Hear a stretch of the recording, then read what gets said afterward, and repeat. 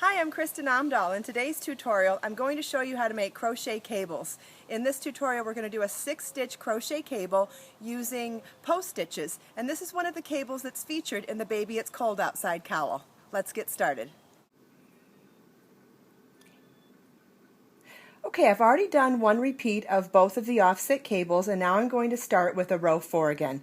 We're going to chain 3, which counts as our first double crochet, and then we're going to work our cable over the next 6 stitches. So skipping the first one, and the pattern says to do a front post treble crochet around the 5th and 6th stitches. So we're going to skip the first one and then count over 1, 2, 3, 4, skipping the 4, and work a treble front post over the 5th.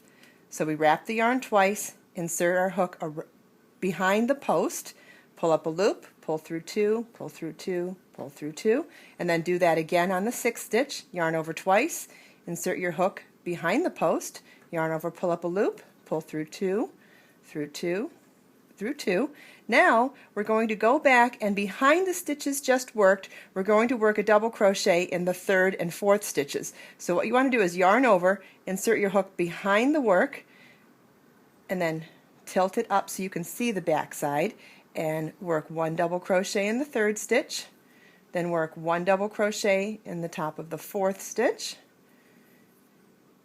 and now we want to work a front post treble stitch around the 1st stitch and the 2nd stitch. So we're going to yarn over twice, insert our hook behind the post of the 1st stitch, and notice how I'm manipulating my fabric and turning my work to make this easier. These are the kinds of tips that you wouldn't see from the pattern, but it does really help to see someone actually creating it.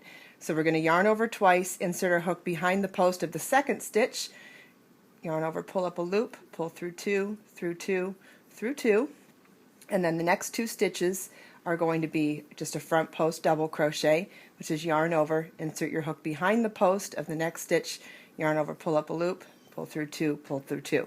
And notice how it looks pretty jumbled right here. One of the tricks of working this project is showing you how to do the back loop, or the back post double crochets on the following row. So I'm going to repeat this across, and then I'll show you how to do the next row.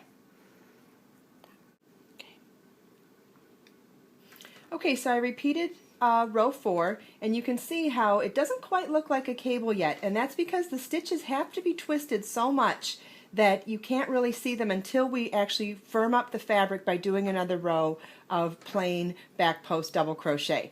And so we're going to start that row with a chain 3, which counts as our first stitch, and then we turn it over. And this is what part of the confusing part. What you want to do is manipulate the stitches and just stretch them out, and even turn your work over to the other side so you can see which stitch is which, because what you want to do is work them exactly in the order you just worked them. So we're going to start with those last 2 treble post stitches, and we're going to work a back post double crochet by working yarn over your hook, insert your hook, popping the post to the back. Whoops. Whoops, I messed up again, so let's do that one more time. Okay, so yarn over, insert your hook from front to back around the post, and then what you want to do is find the 2 double crochets that we worked in the middle. You see them now? We're going to work a back post double crochet around each of those. And if you have to stretch out your stitches to find these, or turn your work back to this side to see them, that really helps. And then remember, the first 2 trebles that we did that are behind all of the work, those are the last 2 that we do now. So we'll do a back post double crochet around each of those. And now I'm going to turn my work over just so you can see.